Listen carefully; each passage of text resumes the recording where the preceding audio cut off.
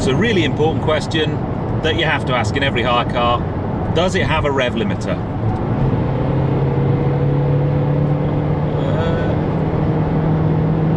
Oh, it just stops. It just kind of gives in. Yeah, so I can't find a rev limiter, but it does kind of stops at just before 5,000 RPM.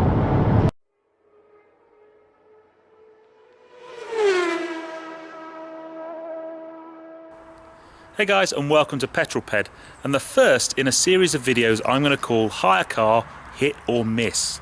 So in my day job I take out lots and lots of hire cars, and over the past few years I've always been amazed at how great some of them were, and obviously how not so great some of them were, and we all know that the fastest car in the world is a hire car.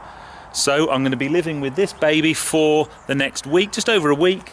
This is a Vauxhall Astra Elite Estate, diesel. So let's just see what it's like to live with, shall we?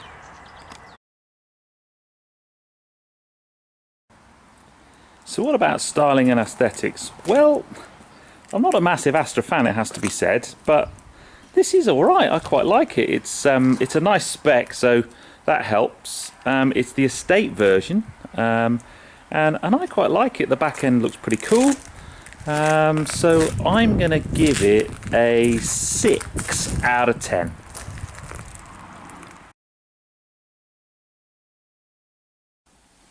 So what about equipment and technology? As I said, lots of hire cars in my life, and the big things I want to be able to do: pair my phone really easily, which was possible in this car, potentially stream media from my phone to the car, which you can do, although this is really annoying little thing. And there's a button on here that says source, and every time you did something on your phone, it would automatically revert to streaming and knock the radio out, and very annoying.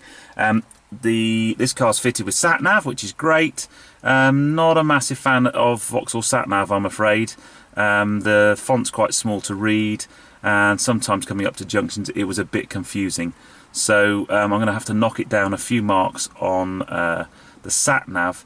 But then what was cool, well, it wasn't cool because I had a puncture, but I've got this low tyre pressure warning, which basically says that my offside front tyre has 0 psi because I got a puncture last night. But it was quite good. As soon as the puncture happened, that light warning came on and started counting me down my psi until obviously there's no pressure in it whatsoever. So technology wise, quite good. I've also got full cruise control, and it was all pretty easy to set up, pretty easy to flick through the different menus. So I'm going to give this car, from a technology point of view, a 7 out of 10, and I'm marking it down really because the sat nav's not very good.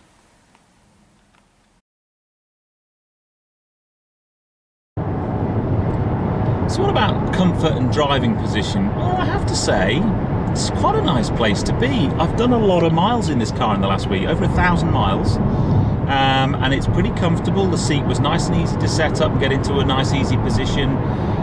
The steering wheel has some adjustments, so I can kind of get it to where I like. And yeah, overall not bad. The seats are quite comfy. They do give you a numb bum after maybe 3 or 4 hours. I did a really long drive the other day, but overall not bad. I think I'm going to give it 7 out of 10.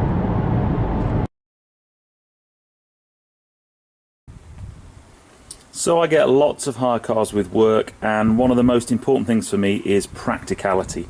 Now, I've looked out a bit in this case because I actually hired a category that was a hatchback, and they've given me an estate car, so I've got a huge boot with loads of cubby holes to put stuff.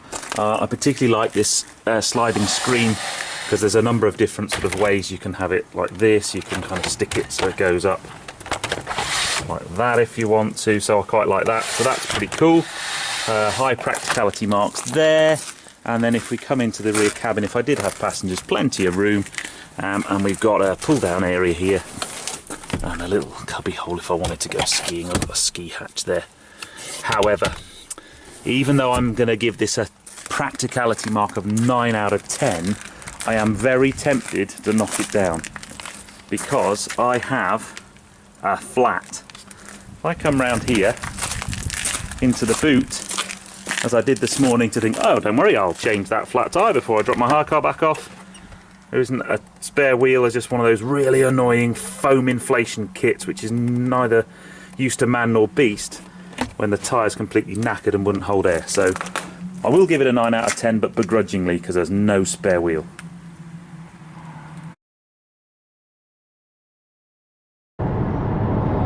So in terms of driving performance, I mean, this is kind of where it's really nicely at home. I'm on a dual carriageway, we're cruising along, it'll sit there quite nicely, purr away, perform really good fuel economy figures, sort of 43 miles per gallon average over about 1,000 miles, and I could have probably got better than that had I driven a little bit more calmly, not accelerated so hard. Yeah, it's not bad. Power-wise, it's a really nice punchy little diesel. You know, you can never have enough power, but it's certainly got enough for cruising. It pulls really nicely from sort of 2,000 to 3,000 RPMs. That's when the sort of turbo spools up, and that's got a nice bit of pull. So yeah, not too bad. From a sort of overtaking point of view, I'm used to driving quite powerful cars, so you really do have to pick your moment and make sure you've got some space. But if we just accelerate here, yeah, it's nice. It's a nice 6-speed box, quite pleasant place to be. So from a driving performance point of view, I guess what we do need to do is see what the 0 to 60 time is. Here we go, 0 to 60 test. Go. Oh, a bit of wheel spin. Oh, digs down. Come on, keep going, baby. Keep going. Come on, get to 60. Come on, 60. So 0 to 60 time, not that spectacular, but I didn't think it would be. So on the whole, I think I'm going to give this, from a driving performance point of view, I'm going to give it a 6 out of 10. Okay guys, so that brings me to the end of my first hire car hit or miss, and my adventures with the Vauxhall Astra Elite CD Ti. I've done over 1,000 miles in this car in the last week and a half, and overall it's not been a bad place to be. I've totted up the numbers and it gets an overall rating of 35 out of 50. Now I hope you've enjoyed the video. Give me a thumbs up if you liked it, or some comments below.